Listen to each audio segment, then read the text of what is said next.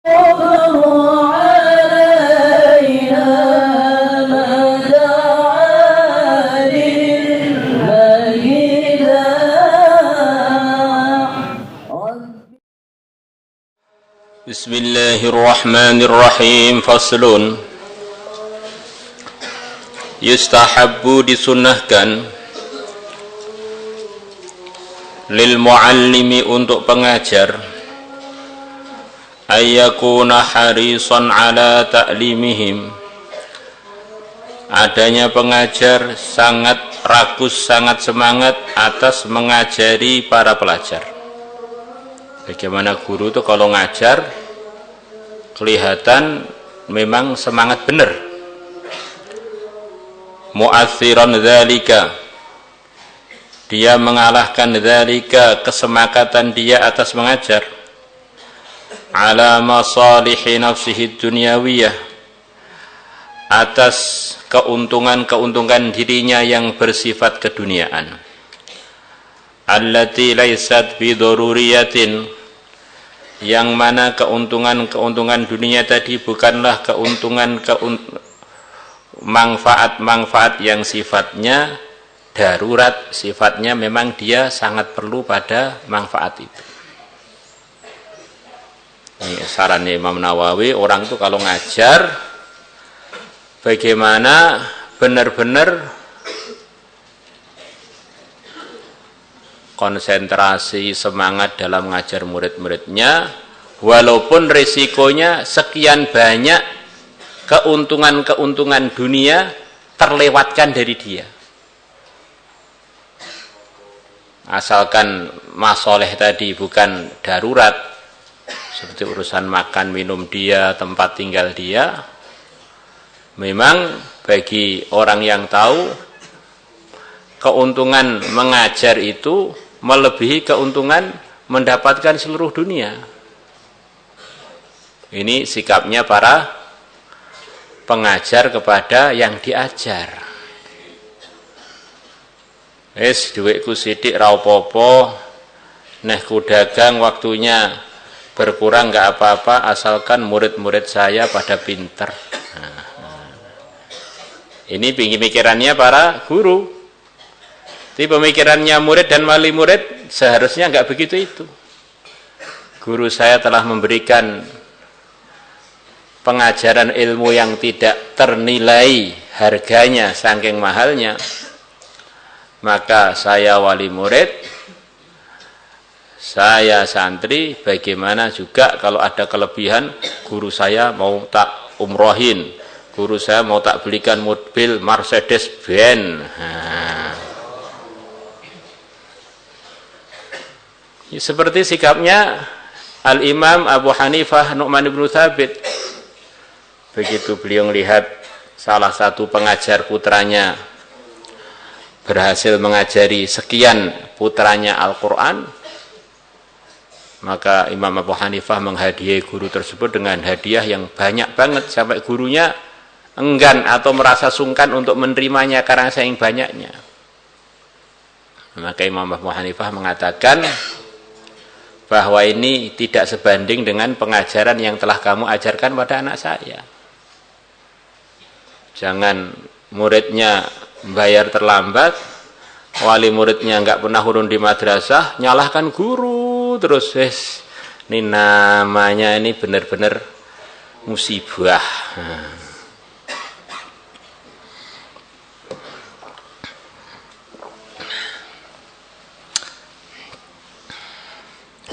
Wa ayyufarriqa qalbahu fi hali julusihi,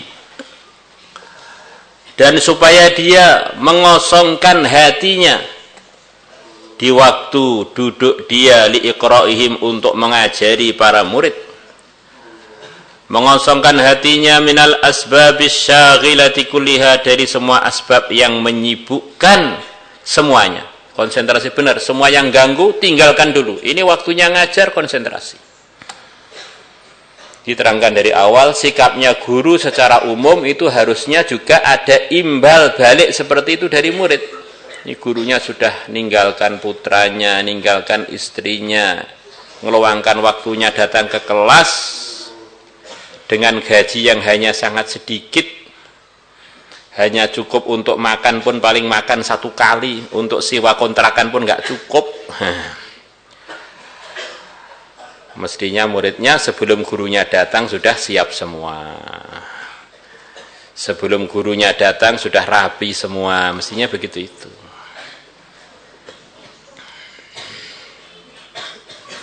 Pokoknya zaman sekarang zaman fitnah, guru tuh kalau mengajar ya jangan bawa HP, biar benar-benar konsentrasi. Guru bawa HP aja nggak bagus, apalagi murid. Orang-orang dunia waktu pelajaran dunia nganggep bermain-main HP itu bagian dari pelanggaran besar, dikeluarkan dari kelas. Di negeri Eropa, di negeri Inggris, di banyak negeri, di Australia, anak-anak yang sebelum umur 18 tahun kok pakai HP, bisa orang tuanya kena denda. Karena HP itu bagi orang-orang dunia, bagi selain pengusaha itu menghabiskan karya dunia hilang semua. Yang seharusnya bisa mendatangkan sekian banyak keuntungan dunia, gara-gara main-main akhirnya hilang semua. Ringkasnya HP itu menghilangkan mutu akhirat dan dunia. Memakainya itu sifatnya darurat dan gawat, ketika perlu banget saja. Wahia asbab-asbab yang menyibukkan dari konsentrasi ngajar, katsiratun ma'rufatun, banyak dan sudah diketahui. Ya apa saja yang ganggu tinggalkan. Wa ayyakuna harisan ala tafhimihim, dan supaya guru itu semangat atas usaha memahamkan para murid. Jadi bukan guru itu kelemak ngontak ngantuk, muridnya paham ra peduli. Ini ngaji di kelas itu mau ngoceh apa memang mau ngajar. Nah, begitu pula muridnya, guru sudah serius ngajar, jangan sampai kita main-main, nanti bisa Allah nggak ridho pada kita, mau lari kemana? Wa ayyu'tiya kulla insanin minhum ma yaliqu bihi, dan dia supaya memberi setiap manusia dari kalangan para pelajar perkara yang sesuai dengannya. Setiap murid diberi kelayaan masing-masing. Murid ini mampu menghafal umpamanya 1 pojok, untuk dia suruh setoran 1 pojok. Yang ini mampunya 2 pojok, beri kesempatan untuk 2 pojok. Yang ini mampunya 1 ayat, beri 1 ayat, jangan lebih umpamanya. Maka di pondok kita kelas tahfidz ada kelas 1, 2, 3, 4, 5, 6. Di antara maksudnya supaya setiap murid itu tertunaikan haknya. Kalau memang pintar nanti kan akan ngeloncat sendiri sesuai jenjang kekuatan hafalan masing-masing. Di antara maksudnya begitu itu. Fala yukthir, maka dia jangan memperbanyak ala man la yahtamilu al-ikthar, atas murid yang tidak mampu untuk diperbanyak. Mampunya muridnya hafalan 1/2 pojok, jangan disuruh ngapal 2 pojok, nanti bisa masuk rumah sakit jiwa Solo. Wala yuqassir liman yahtamilu ziyadata,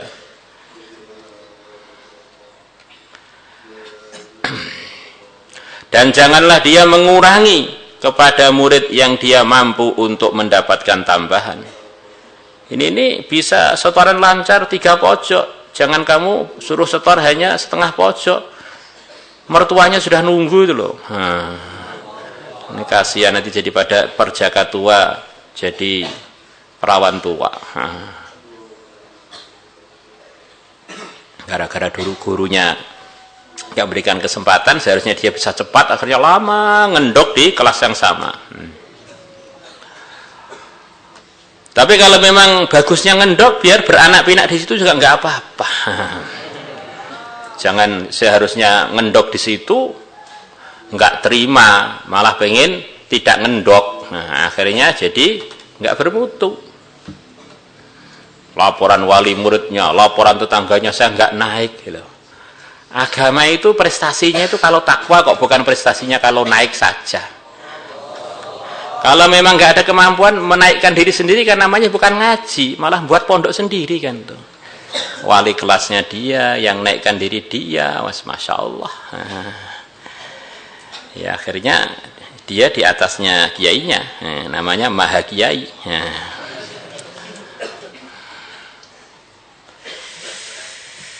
Allah, saya punya guru akhirnya jadi termasuk alim-alimnya orang di Pakistan, Syekh Abdullah Mukhtar. Itu dalam buku beliau itu cerita bahwa waktu belajar itu sering ngendok. Ngendok itu bahasa Arab amiyah namanya faslan. Ini faslun itu artinya kelas. Kalau faslan ngendok terus di kelas nggak pindah-pindah.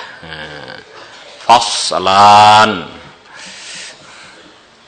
pakai shot.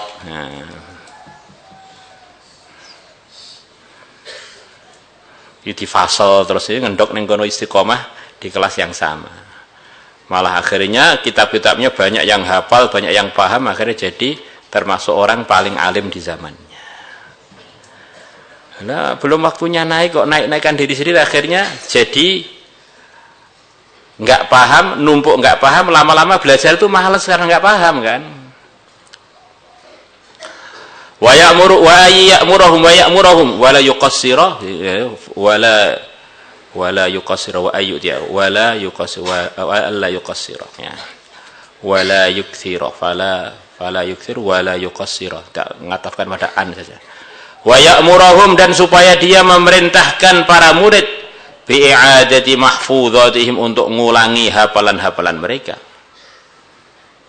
Wa yuthniya athna yuthni wa yuthniya, dan supaya dia memuji ala mang dhaharat najabatu, atas orang yang tampak kecerdasannya, kecemerlangannya. Malam yakhsha'ani fitnatan, selama dia tidak khawatir alaihi, atas yang dipuji, fitnatan, godaan. Bijabin, sebab dia tertakjub dengan dirinya, au ghairihi, atau selain takjub, sombong dan lain sebagainya, atau memang enggak kuat. Karena pujian atau cacian itu beban bagi yang dipuji atau yang dicaci, bisa membebani mental. Maka kalau ada murid-murid yang cerdas, umpama perlu dipuji, pujian yang terukur. Nah, murid yang nakal ditegur dengan teguran yang terukur, sampai batasan kalau kira-kira memang sudah nggak mampu kerjasama, tidak harus orang itu belajar terus kepada kita. Mungkin ada guru lain yang lebih sesuai, pesantren lain yang lebih bisa mendidik dia. Ini terusan keterangannya begitu.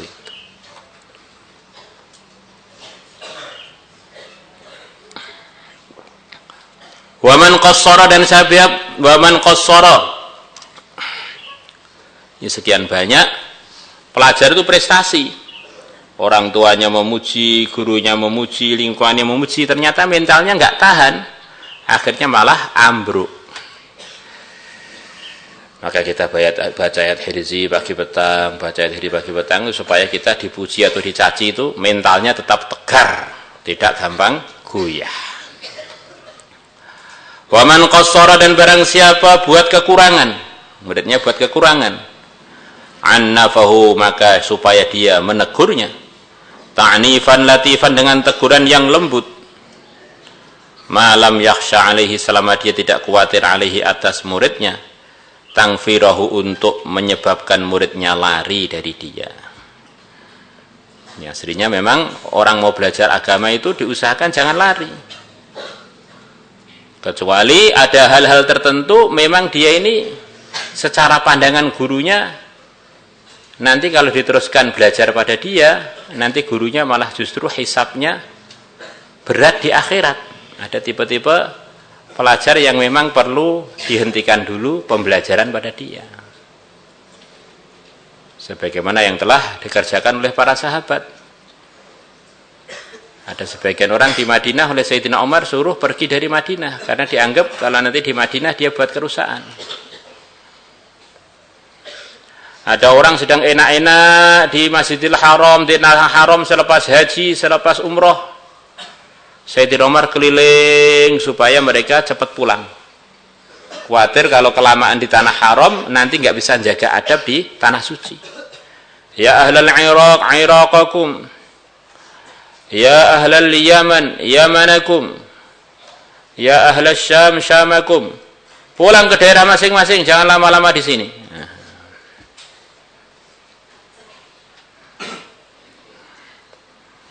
Karena kadang-kadang sebagian orang itu kalau di dalam lingkup pengajaran kita malah mengganggu konsentrasi dan dia pun juga sumpek, akhirnya saling sumpek menyumpekkan untuk dia mungkin cocoknya biar ditirakati orang tuanya di rumah.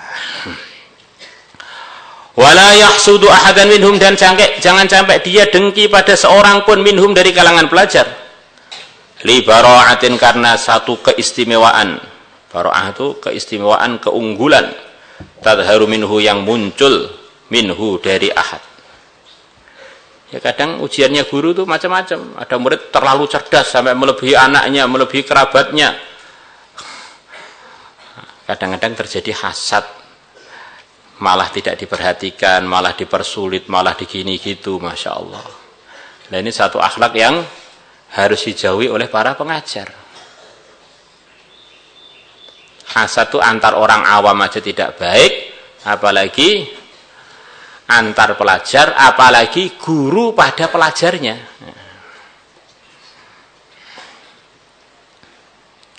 Wala yastakthiru wa alla yaktathira, dan wala yaktathira wala yahsuda, yang ini malam ya, baca ya.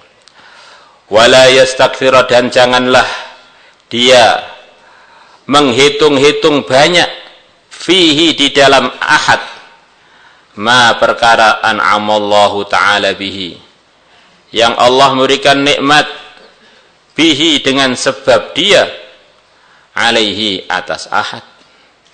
Istighfar itu semacam ngungkit-ngungkit jasa. Kamu itu bisa begitu itu kan gara-gara saya, karena kamu jadi murid saya. Alif ba ta kamu kan ya belajarnya pada saya.